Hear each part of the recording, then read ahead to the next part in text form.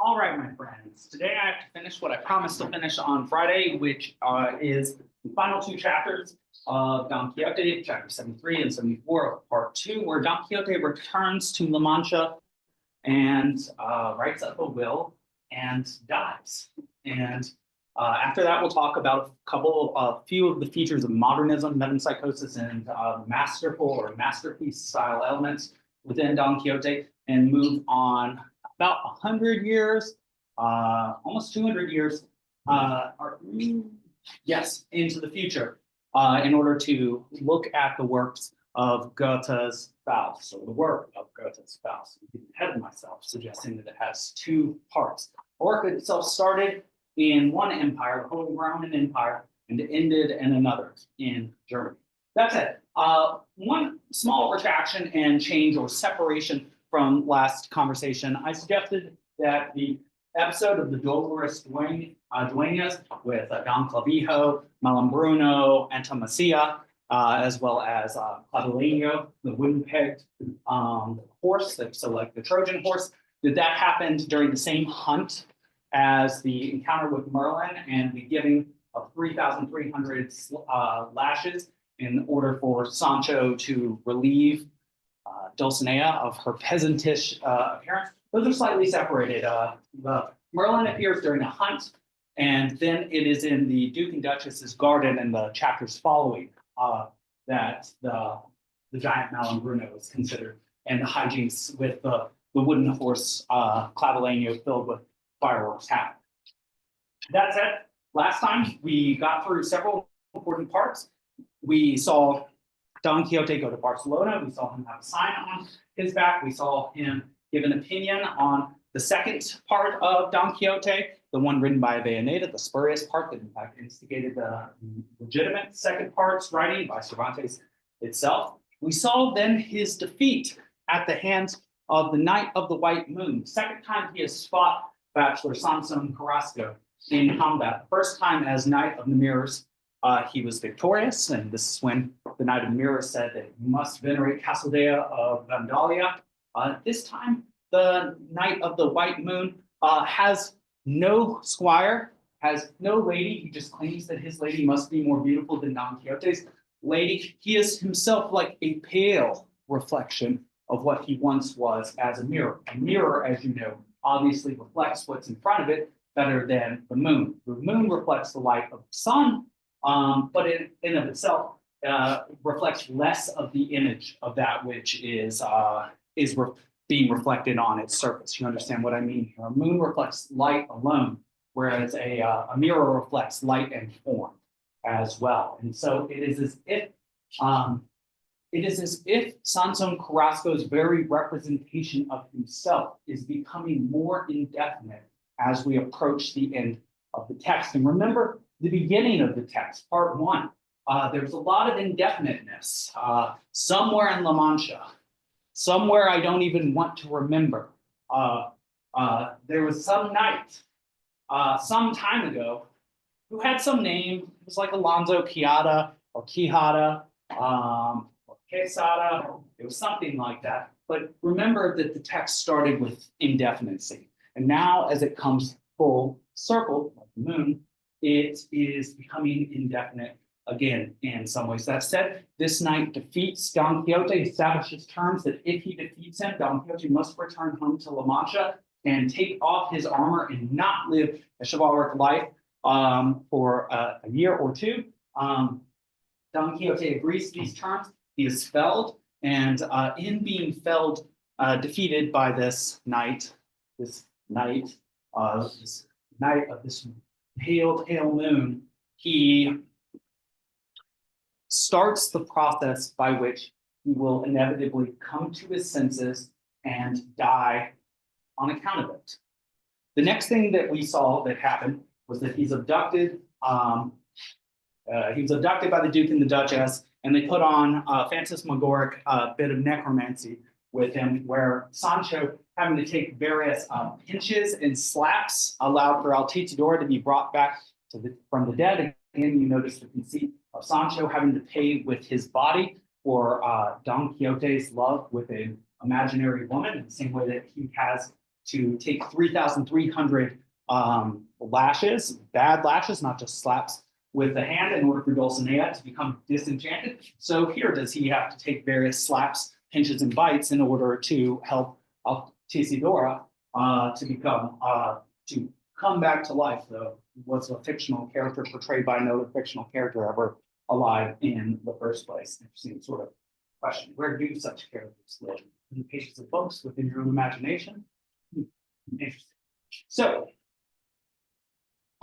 after Don Quixote and Sancho leave the Duke and the Duchess and have the very pleasurable and funny episode with Don Alvaro Tarfe, where they prove to this character who's himself autogenous or native to the spurious second part, only exists in the spurious second part of Don Quixote. They convince this character that Don Quixote and Sancho that he thought he was a good friend to in the spurious second part were not actually Don Quixote and Sancho, because Sancho in that second part was very gluttonous, ate a lot, but he wasn't very funny.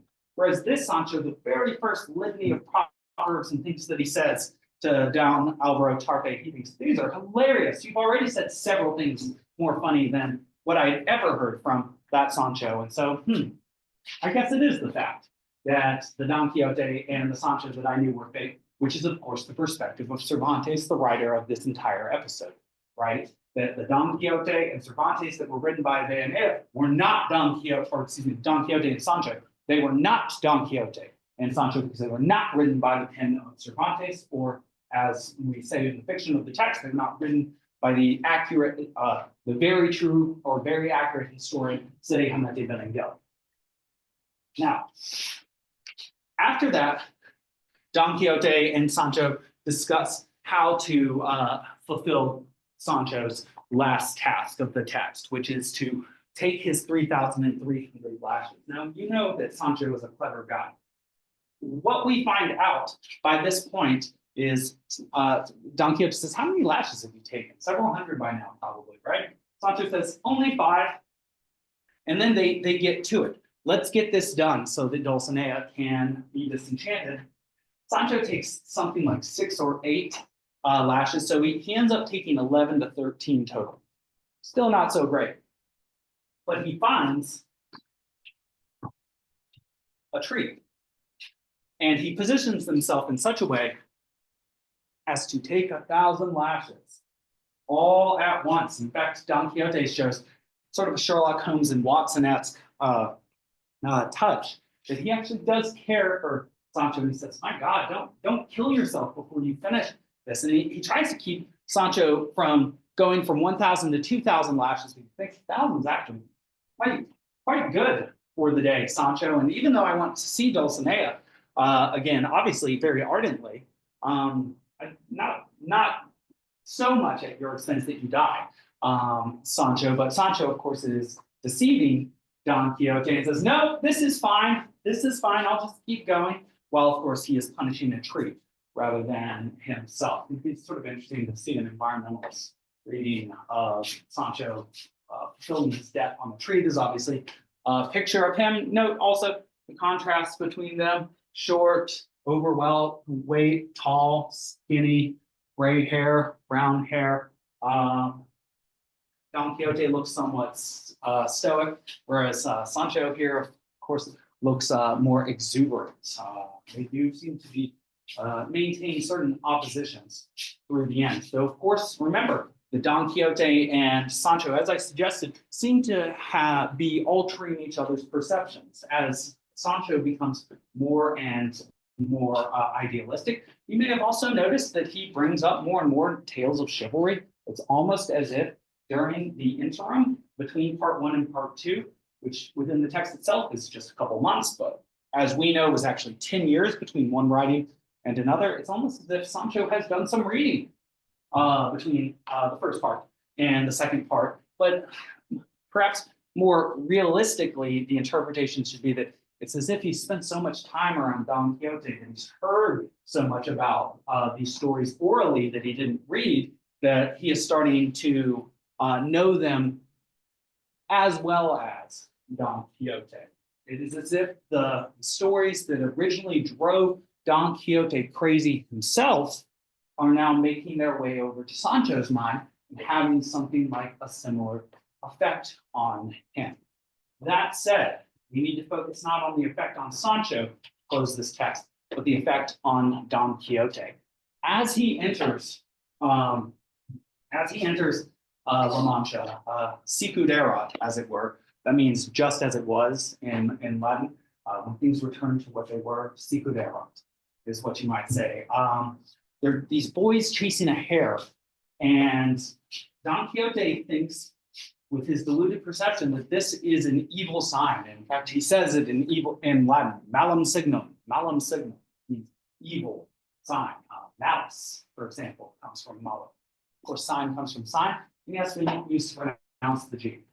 G's, and particularly their relationship to words or to letters like ins in the tough, depending on what language they come from. Like, I don't know if any of you are fans of gnocchi, the Italian pasta dish, for example.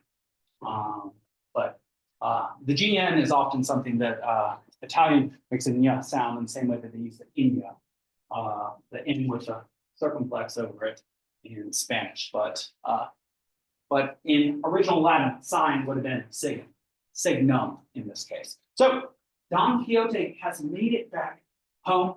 One thing I should say, perhaps I have the quote right here. I don't, is that Sancho gives himself his last whipping. So poof. Now, the Duke and the Duchess, who came up with this entire idea that if Sancho takes 3,300 lashes, then Dulcinea will be disenchanted, are not there. They're not there to put on a show of disenchantment. And so Don Quixote and Sancho just find themselves together almost back in their home. And remember that Sancho doesn't know where Dulcinea lives, at least in the second part, though in the first part he claimed that she was this guy Lorenzo's daughter. Where are they supposed to find this disenchanted Dulcinea? Seems like in re-entering the home and coming back, Don Quixote begins to realize, mixed with all that's happened, and with being told off by Altisidora and told down, Don Battered, she called him. She said this was all pretense. His defeat at the hand of the Knight of the White Moon. All of a sudden, what seems to hit Don Quixote is that he will never, ever see his lady love, Dulcinea. Perhaps because she never, ever existed in reality. Because he has now come to the end of his journey and she is nowhere to be found. He has come up empty, as it were.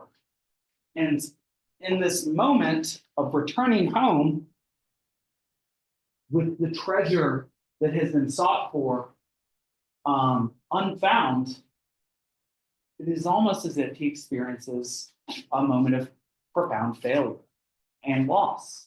His hope that he has been moving towards ever since he became Don Quixote is now dashed to the ground, like that old Andy Samberg Lonely Island comedy skit where he threw it on the ground. This is not my father, this is a cell phone. Have you ever seen that?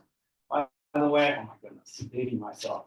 Pretty fun stuff. In any case, Don Quixote fears that he will never see Dulcinea now, and in fact, he takes to his bed with an illness, an undefined illness. And in his bed, he seems to be so afflicted by this illness that he wishes to draw up his will. He wishes to make things right. Sometimes we call this putting one's affairs in order. This is an indication that he goes from the heights of extraordinary idealism or even a surrealistic approach to life to becoming extremely practical. He's now sick, dying in bed. What does he wish to do? Talk about knights? Talk about Dulcinea? No, he wishes to draw up a legal document, the will, in order to give to those who love him and have served him that which is their due. Something to Sancho, something to his housekeeper, something to his niece. Unclear exactly where his sibling is who bore that niece. Probably dead, given the fact that she works in his home. Okay. We then experience a moment of extraordinary pathos. Now, there's been so much humor between Sancho and Don Quixote, so much that it possibly seems like there would never be anything but anger and humor in this text, maybe a little bit of disgust when they vomit or defecate, which happens multiple times throughout the text. Look forward to Ulysses with that sort of physical humor. It probably seemed as if this was a text that could never seem tragic. There was nothing tragic about it. This foolish old man hanging out with this, overweight and also middle-aged peasant. It seems laughable, risible, ridiculous. And yet, oh, responded Sancho, weeping, don't die, senor. Your grace should take my advice and live for many years, because the greatest madness a man can commit in this life is to let himself die. Just like that, without anybody killing him, or any other hands ending his life, except those of melancholy. You can imagine somebody imploring another person, as if his words alone could save somebody. Like, don't fail this class. Don't fail. You don't have to fail.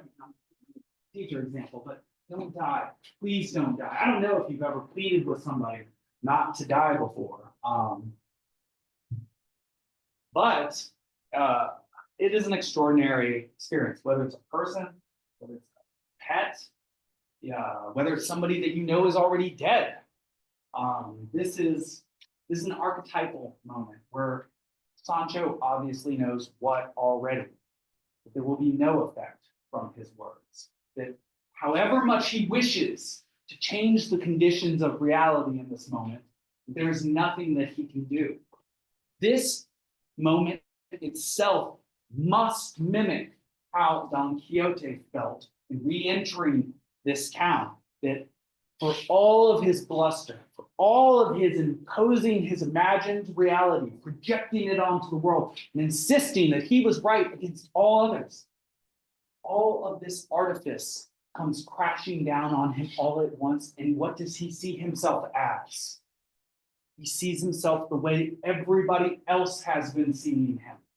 The Duke, the Duchess, Sancho, his best friend, the priest, the barber, his niece. Can you imagine how you would feel to all of a sudden realize that the entire last bit of your life that you would live had been a joke to everybody around you, that they were all laughing at you about? Can you imagine how crushing a blow that would be to your sense of self-worth? He thought he was a knight, but in fact, it turns out he was a what instead? Something very similar to a knight. You might find it in the court of a king. King Lear has a very famous one of these. They often dance around and wear funny makeup. A clown, a jester, a fool. Exactly, the court fool. And so he's, in his own perception, in the last moments of his life, does not see himself as a knight anymore, but as a tremendous and pathetic fool. One wonders whether this is a moment that waits for any and all of us at the end of all of our endeavors, and one hopes tremendously that it's not in any case. The priest now comes, and this is an interesting bit with, if you think of myth and religion.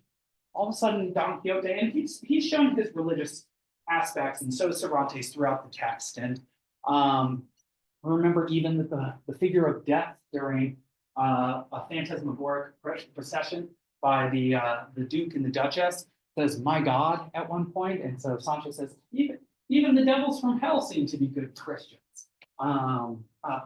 Religion has been a sort of on the backbone, but a big part of this text. And remember that one of the original debates about the problems with chivalry was that these knights, right before dying and going into a joust, would venerate their lady love, not God. And the problem with that is that in not venerating God, they might not be giving their final sort of confession and doing their last rites before dying. We also recall that there was a pretty funny story that used this, the Quiteria story as well, where the young man demanded his final rites and to be married right before them, and hijinks ensued. But here we see that Don Quixote takes his final rites, but not as Don Quixote. He takes them as his actual name. And note that this is not one of the names that was suggested in the first chapter.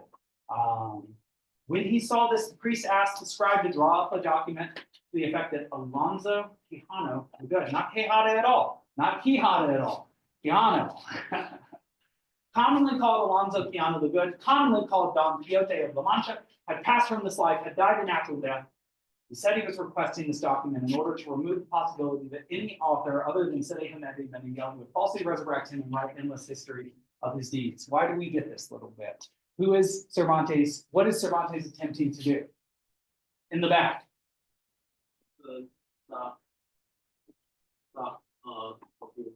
Stop other people from writing about Don Quixote because what is one of the very reasons that he wrote this second part of Don Quixote? It's a Vaneda, using a pseudonym, wrote about Don Quixote. And now he insists he is actually dead. And there's a legal document within the fiction of the text that says this is the actual Don Quixote and no other Don Quixote should be written. In fact, Don Alvaro Tarfe, Sancho and Don Quixote have him write up a legal document too that says that the Don Quixote and Sancho that he met earlier were actually not real. We're not the real ones. So you know what such a document is called, where you make a sworn confession to a court? It's called an affidavit. So if somebody has an affidavit on, woof, good luck.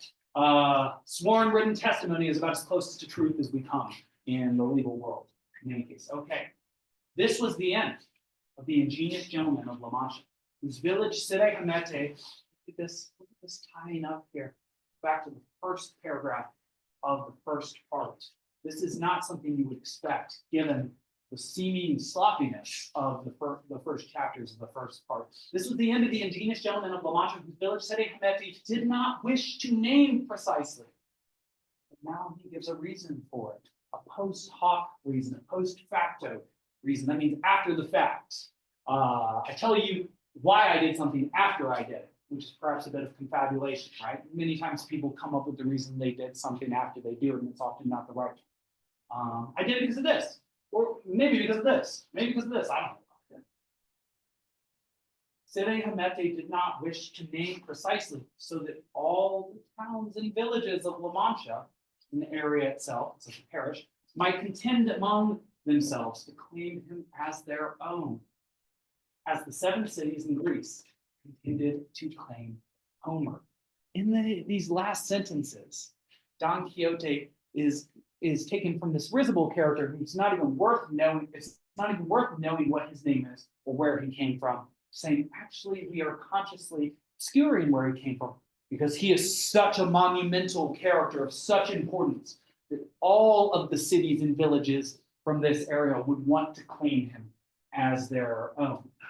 You see something to this effect when you go to Italy if you study Dante. He's from Florence, but they exiled him and he died in Ravenna. And so Ravenna has his body, and Florence once sent a contingent of monks to get the body back from Ravenna, and the Ravenese monks hid the body. And then again, during World War II, they hid it again when Nazis may have tried to steal it from them or other Italian fascists.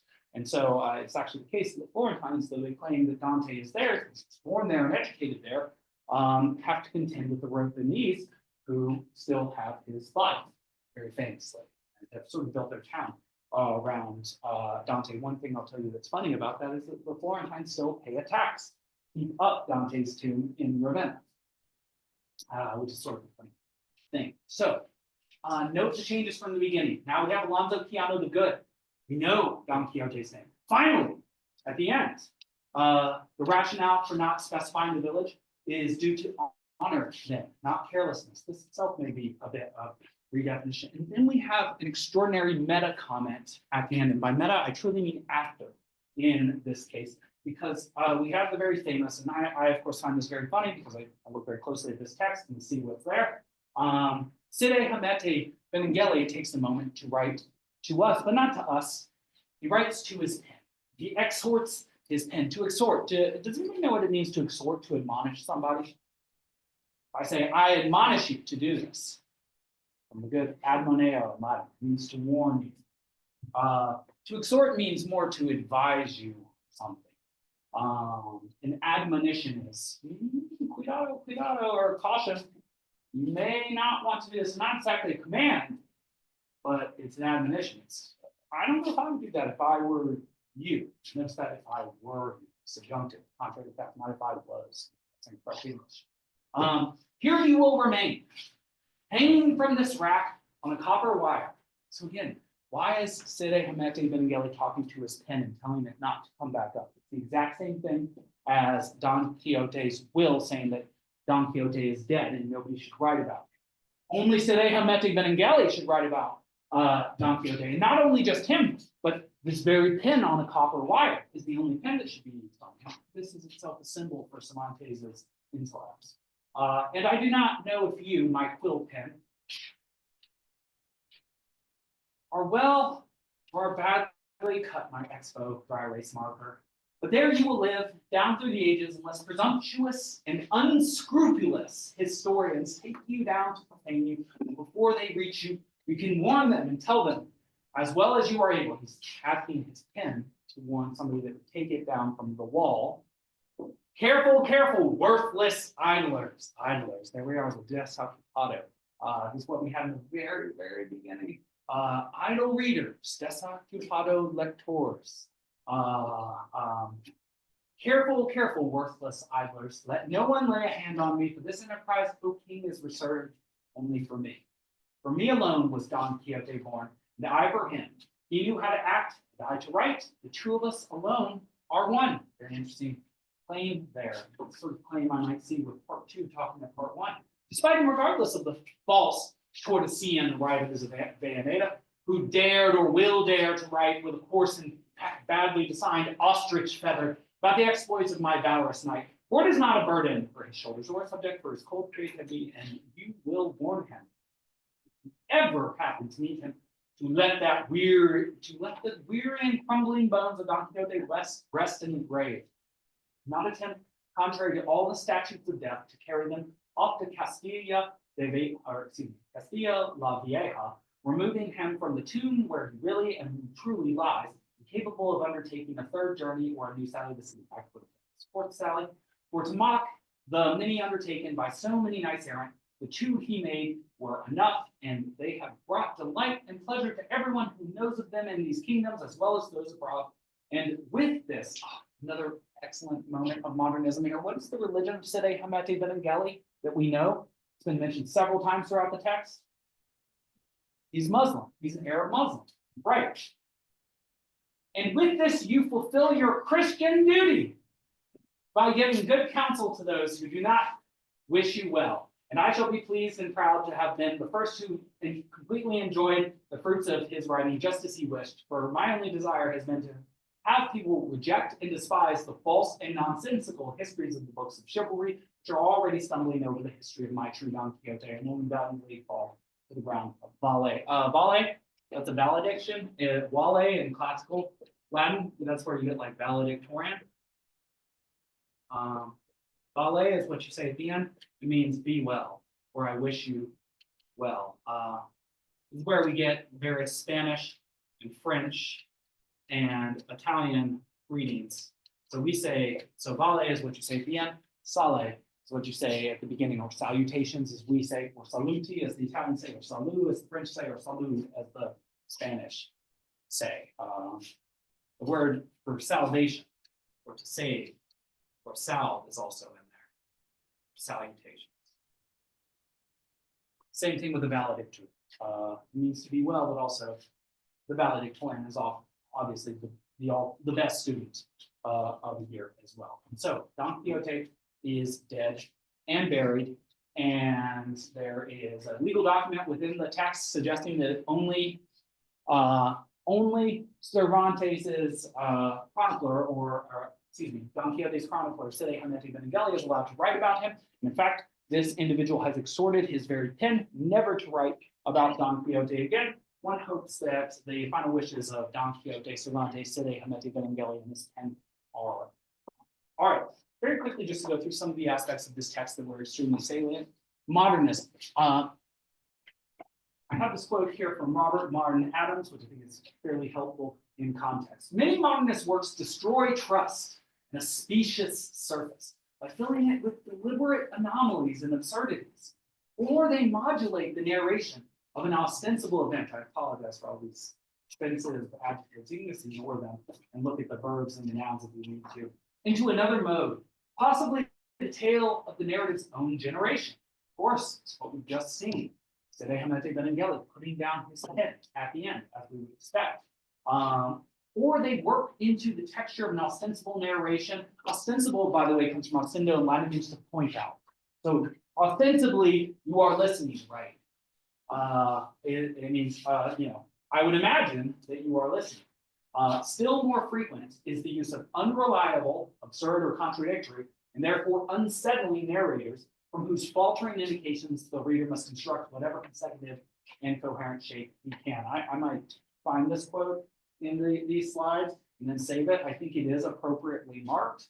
I don't have the full citation there, but I do have the page number where it is. And so if this really speaks to you and what you're planning to write for your second essay, take it. I brought it here to give. I give it to you, data gratis. I mean, we have Latin. Free. I give it free. What that means. Okay, so what are some modern elements of this text, besides the fact that it problematizes its own creation and construction by suggesting that the actual author is not its author, that Cervantes is himself just the compiler of what a translator translated from Cide Hamete Benengeli's very true history of Don Quixote. So this is fractured into two parts. And remember, the second part was unplanned. So the first part was itself the entirety of the story until the spurious second part written by Avellaneda came out. Cervantes got upset and decided to write his own second part in response to this. Self-fashioning and identity. My goodness, could this be a bigger theme in this text? The mutability of the rules of religion.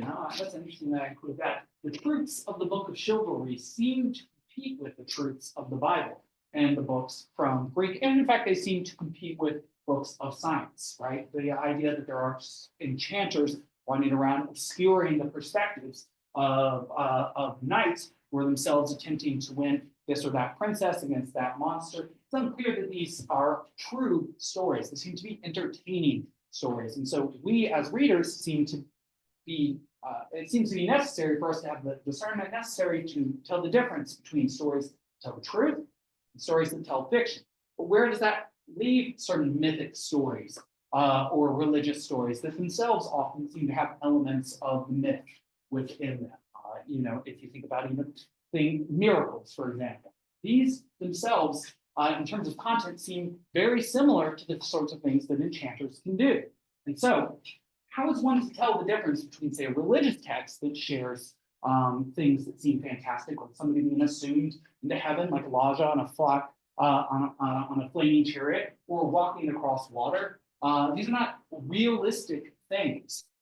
And so, what is it that a reader needs to be equipped with in order to understand the meanings within texts that seem to contain elements that are fantastic, especially if these fantastic elements are also supposed to be true, which is true of religious texts, but is untrue of texts made simply for the entertainment. I'd say a modern example of this is if you play any Final Fantasy game, you run into these, all of these. One conceit of these games is that you can summon these monsters. They're themselves often based on South American and Western European and Asian gods, like Gilgamesh, who's himself a hero, Odin, who's where we get Wednesday from in our own language. Wotan was his name. And these characters get to be summoned into this fictional space in the same way that they, or in a similar way to the way they're summoned within their own religious texts. And yet, obviously, we know that a video game is supposed to be fiction and is false, whereas a religious text is generally considered to be, scriptural in status, not false, canonical, not apocryphal.